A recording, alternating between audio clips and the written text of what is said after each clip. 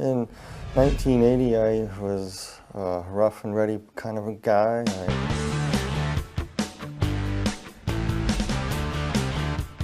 I drank a lot and partied a lot, and I was moved to Tucson, Arizona, and I was working at a construction site, and one of the guys brought some water from Mexico that was contaminated. And I ended up drinking it by accident. Got real sick, contracted cholera, and within about 72 hours I was flat on my back and basically dehydrated. That's when I passed away. I noticed that when I passed on, that of course I wear glasses and I'm very nearsighted. I noticed that, first thing I noticed is that I wasn't wearing my glasses and I could see clearly across the room. And when I turned my head, I noticed that my body wasn't moving. And I was lifted right out of my body and hovered over my body, looking down at myself and looking around. And next thing I knew, I went through the ceiling of the room I was in, and I was transported into a very, very, very black, dark void.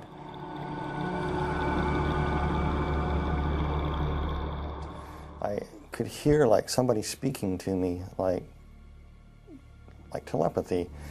And it was explaining to me many, many things that I no longer remember, but most of the idea was explaining to you the whys of life, why there was evil in the world, why this, why, people have questions all the time.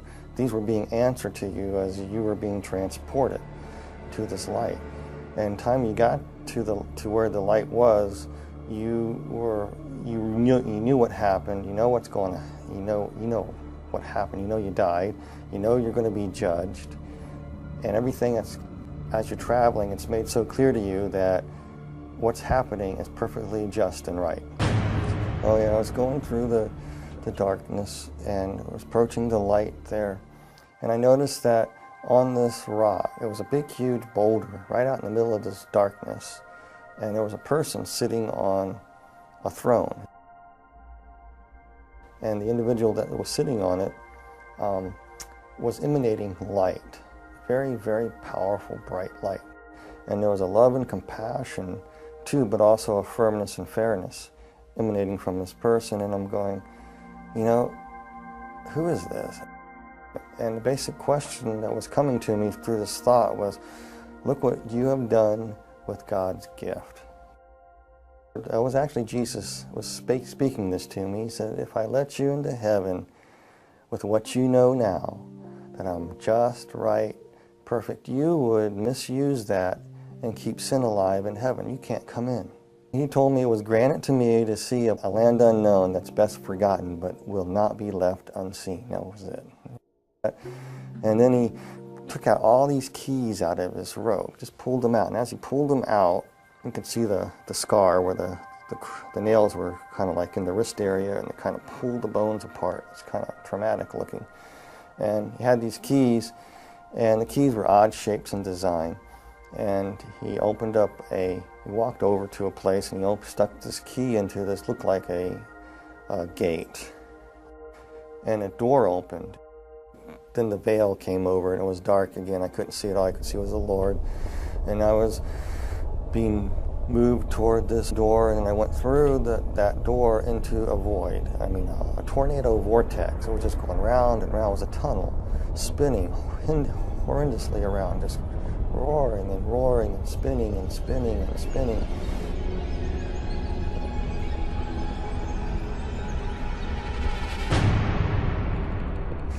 And it smelled horrible. I could hear these screeches and noises and sirens.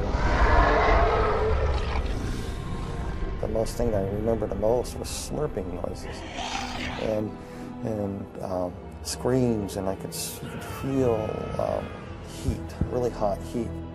The next thing you know, I was falling through the sky. It looked like the sky, and I hit the ground.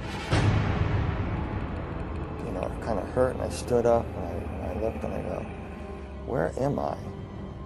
All these people ran out. And some of them looked like people that were dead that I knew, and other people I knew that were not dead. And they come around me, slapping me on the back. They got there awful quick because the house looked far away, but all of a sudden they were there, slapping me on the back, welcoming me there. But something just wasn't quite right with them because they looked weird. They had yellow glints in their eye, and their eyes were almost reptile-like. I looked over and I saw what looked like my best friend turn into somebody else. And I said, hey, wait a minute, you can't do that. You're not who you say you are. Who are you? And then all of a sudden I looked around and I go, all these people around me are not people. They began to morph into what they were. They were ugliest creatures I've ever seen. Reptile-like, some of them, they were just god-awful, like rotting vegetables, and they were distorted and twisted, and they were not perfect by no means. And they were just filthy, smelly creatures. And they were just starting to come at me like they're going to shred me to pieces. And one tried to grab me right across my chest, and one tried to grab my legs. And while they're trying to tear you to pieces, they backed away, and this one that looked like my best friend earlier, who morphed into different people, came up to me. It was he was about 4'8", looked like a sort of half dinosaur, a reptilian type creature, and it was hissing and spitting at me, and was speaking in a language that I didn't know what it was saying at first. I was telling, and it was broken in English. It was telling me to come, follow it, follow it, follow it. So he motioned to me, and we took a few steps, and all of a sudden we were at the end of the horizon. That doesn't make any sense, but we came across to what looked like the end of the horizon. You couldn't go any further, and I couldn't understand what it was. And yet I could look out and I could see all this vast fields and mountains. And then that creature stuck its hand in this horizon, and he ripped it open like a veil, and he stepped out of it up onto this road, and he telling me to come, motioning me to come. So I did the same. I just went ahead, I got up, and next thing I knew, I was on a large, wide, dusty, flat road. I just came out of a cell, a cube. It was around 10 by 10 foot square. It could have been 14 by 14. That's what the dimensions were. And there was a cell next to it, and there was a cells above it, kind of set back, concave, so they're going up. And there were 6 of them to the roof of this place. And in the walls are embedded people in cells. And he pointed to another cube, and in this cube I was looking at, there were people inside these cubes. Some were vacant, some people waiting for people to arrive like I did. There's this person in there, and I was just looking at them, and then it was showing me another person. Each person that was in their cube was like they were reliving parts of their life all over again, but and not in a very pleasant way. It's like a living nightmare. And as we were walking along, I realized that hell is just an enormous big place, and there's many other parts to hell that I did not see. I just saw this place called the pit. And so it says, it's been granted to thee, follow me out to the middle of the road. So he walked out in the middle of the road, and all these demons and creatures running around, and I saw all these people in various stages of torment. And some of these demon creatures inside these cubes were going in at will. And they would be attacking people in various ways. But to the people, they look like other people, or times in their lives, or they look like demons. Whatever their worst nightmare was basically what they were living. We walked along to another cube, looked inside of another individual that was there, and it reminded me of an old sailing ship. And this guy used to be a captain of the ship, and he was being flogged. Things that he did on this old sailing ship, he did it for pleasure for these people because it was his ship, and he liked to be mean to his crew, and it was being meted back to him. I noticed this being, this creature looking at me. It was in a cube at first, and the person who was looking at this creature, it was one of those tall creatures with the faces that went around, but it was of a beautiful purplish color in a way, kind of a beautiful creature, but hideous at the same time.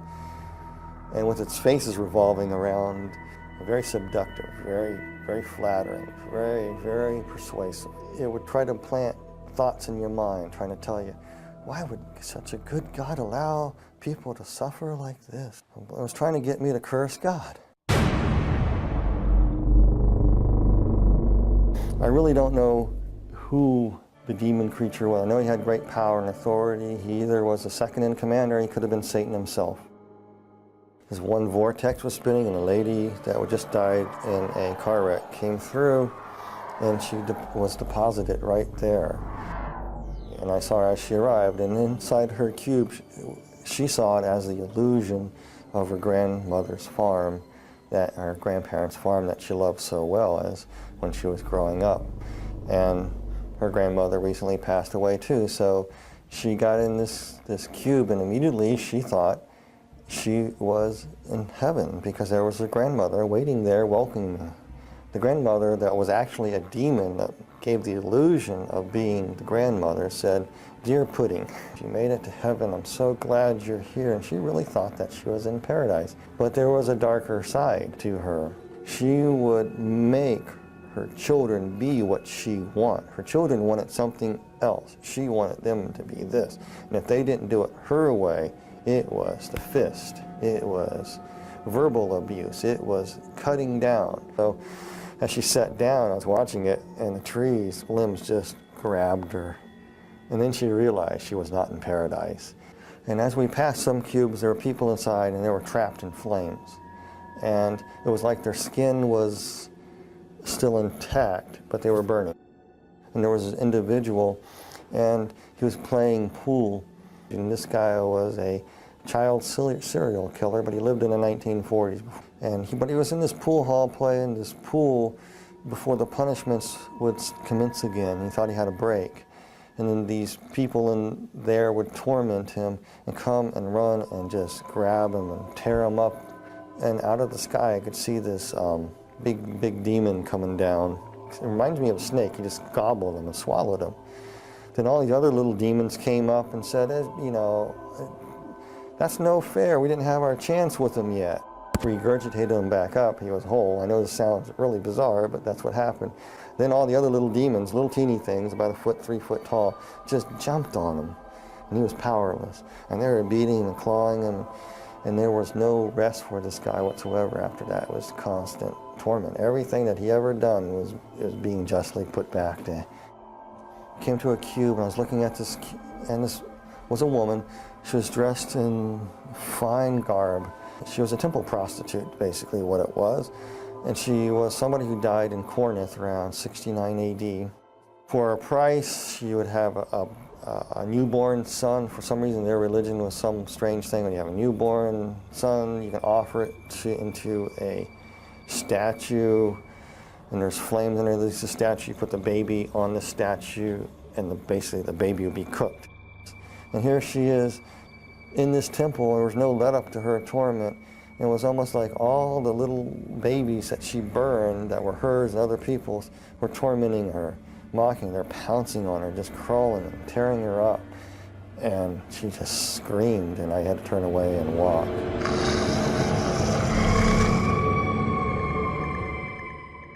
There was an individual that she practiced the black dark craft. She was a witch. I just knew that she was a witch, but she died many hundreds of years ago. But she was trapped in a coffin, scratching, trying to get out. She couldn't get out. She was in that position for years and years and years and years, hundreds of years.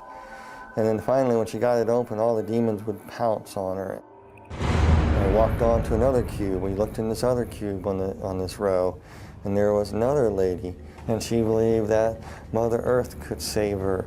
And then if she honored the trees and the rocks, and she was into this nature thing, and part of their religious practice that she would practice would be getting out in the fields and dancing around a fire with a bunch of other people doing the same.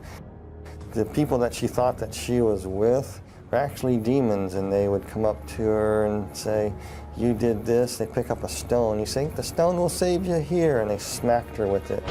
So she was standing there, and the demons reached down there and reached in her mouth, ripped out her tongue and part of her thing, and says, "You talk bad?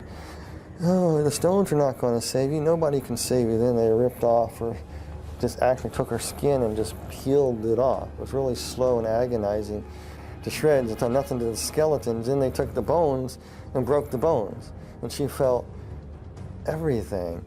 Then her body would come back together.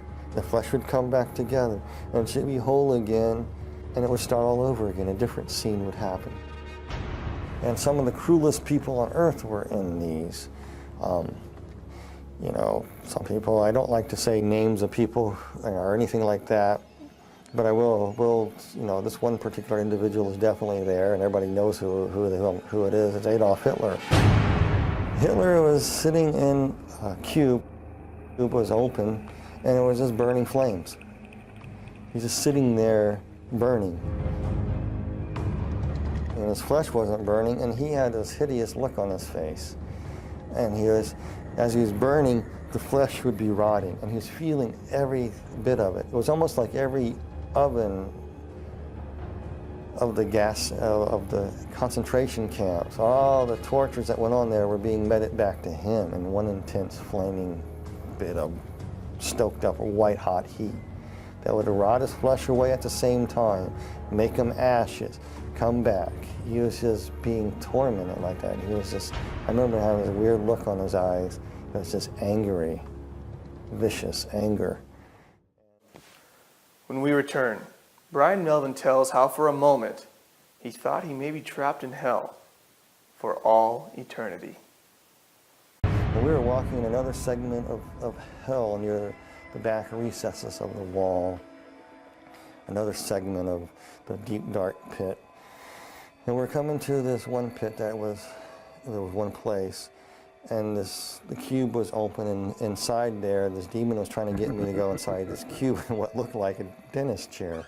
I'm not afraid of dentists at all, but this thing looked like a dentist chair to me, with all these hideous creatures in there trying to say, this is where you are going. And they want you in this cube here. And they were trying to get me in there, and I didn't want to go. And this part is very hard for me, because you got to understand, you are so scared. And this whole time you're there, you're just saying, Jesus Christ, Jesus Christ, Jesus Christ. By that time, I was probably saying Jesus Christ so fast, Jesus Christ so fast, that it was a blur. That's all I can say. They wanted me in this cube, and I was scared. I didn't want to go in this thing. And like I said, throughout the whole time, you felt a connection with somebody from above, the Lord. And then all of a sudden, you could feel something coming for you. I was so petrified, I couldn't distinguish what it was. You could feel the footsteps walking behind you, and the ground thundering. And as it closer, whatever it was walking behind me, and I was too scared to turn away to see who it was, because I didn't want these things to rush me and grab me. And all of a sudden, they started coming toward me, and then the presence got right behind me, and they all scattered. And that purplish, big, tall, demonic creature, the regal creature, kind of backed slightly away and kind of bowed and kind of walked out, just kind of slithered on into the mist, into the darkness of hell. And the Lord was carrying me up.